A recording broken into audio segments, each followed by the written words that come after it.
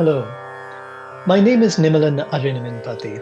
I am a professor in infectious disease epidemiology at Imperial College London, and today I would like to say a few words about my guru, Shri Manikkam Yogeswaran.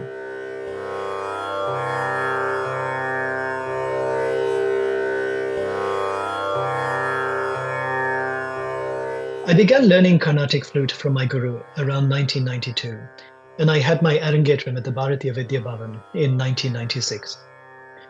My guru is an extremely accomplished musician, and he is one of the few Carnatic vocalists who is also equally skilled in musical instruments, including the flute, mridangam, and kanchira.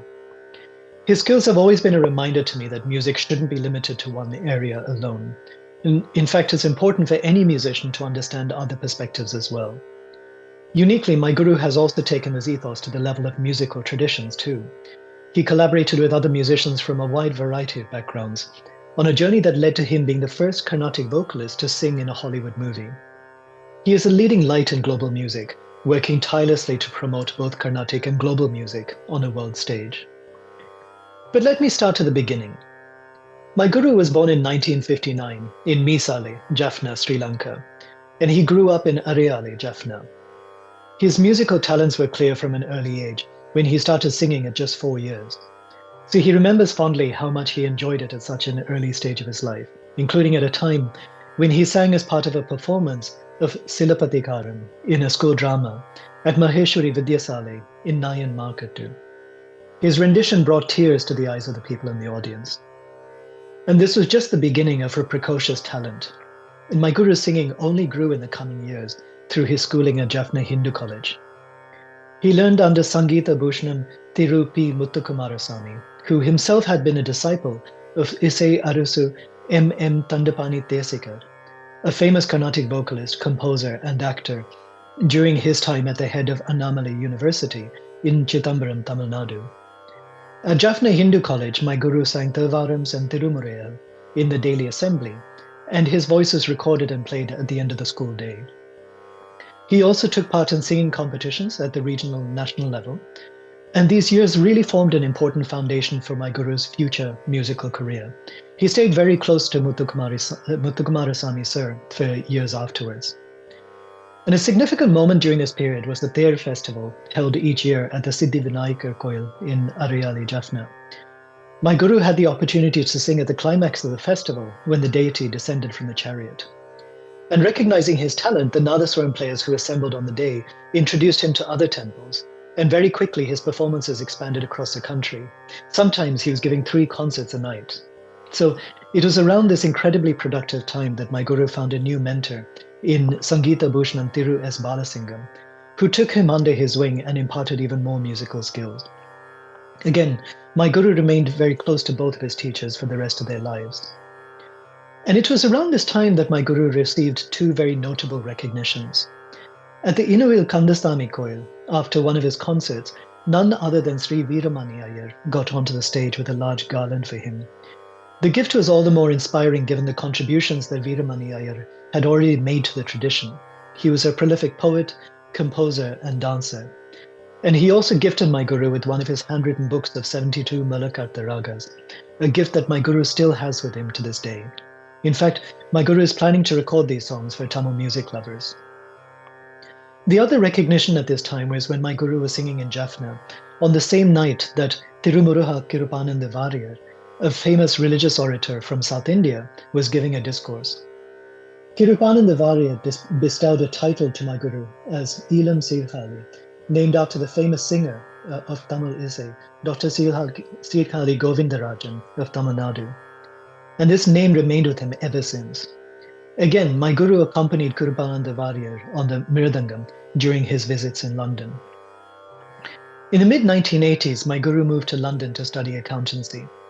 It took him some time to get used to the new culture and new food, and indeed knew everything.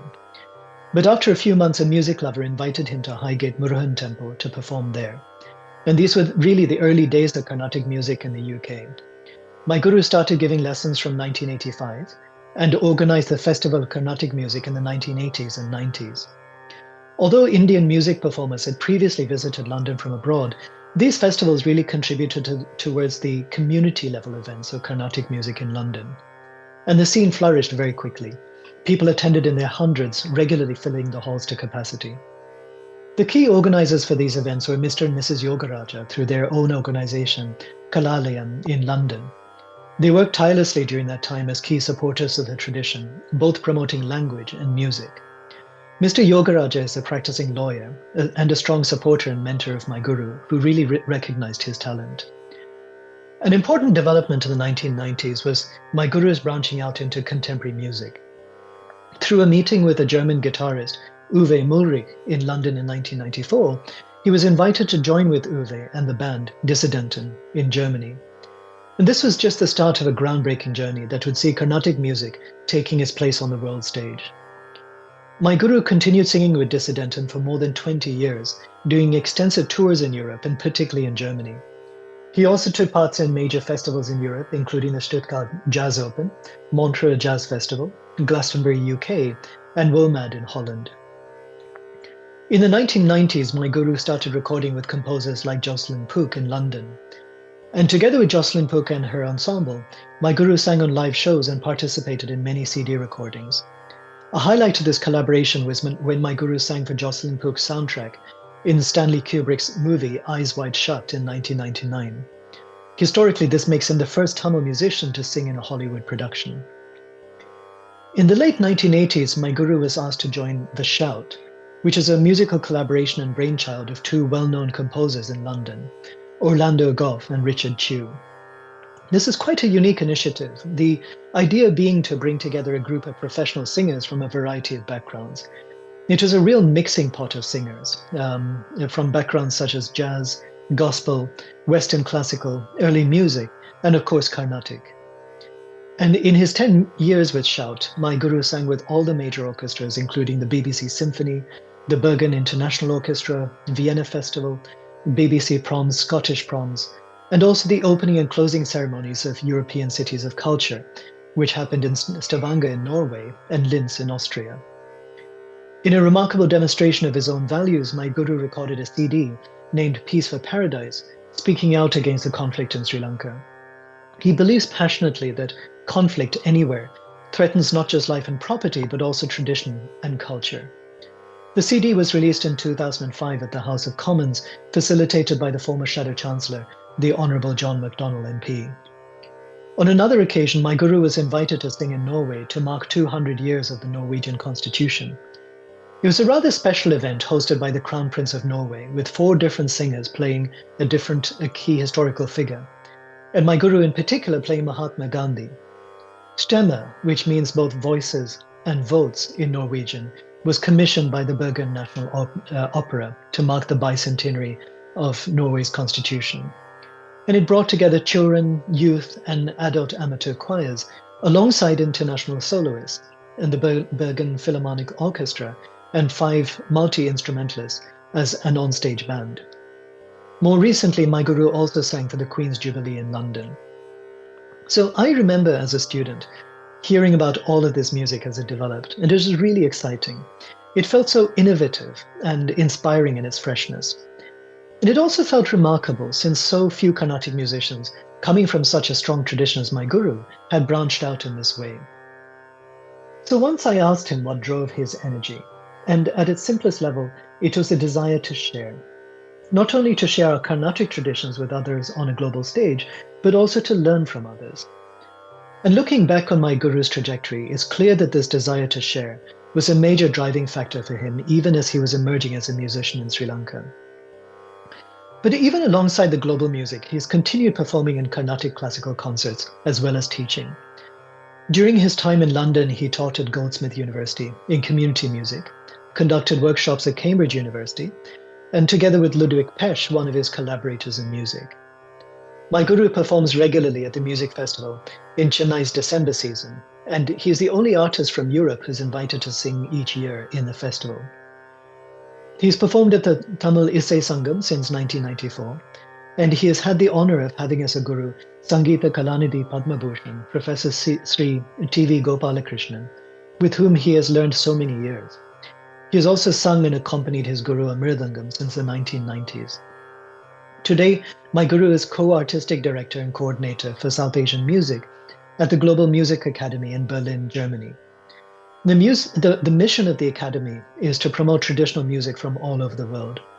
In fact, in 2017, the Academy also initiated training in Sri Lanka, supported by the Goethe Institute and in collaboration with the Ministry of Education. It is hoped that these initiatives will bring long-term capacity to Sri Lanka, training talented young musicians from all communities to perform and promote traditional music on a global level. My guru was bestowed the prestigious musical award from Mysore Maharaja as part of the centenary celebrations for his significant services to Karnataka music on a global level in 2018. And finally, on a personal note, for me it's been a real privilege learning the flute from my guru. I began my training in the mid-1990s, and I've always felt inspired by his approach to music. One of the first things that struck me as a student was how little we were using written music. My guru always found it more valuable to teach by ear, basically with me listening to him singing and then trying to play the same on the flute. And it was hard to begin with, but eventually I realized how much more alive the music became when learned in this way. And that is one of the main inspirations I've taken from learning under my guru, the sheer joy of bringing music alive. And of course, the sheer joy of sharing that music. Thank you.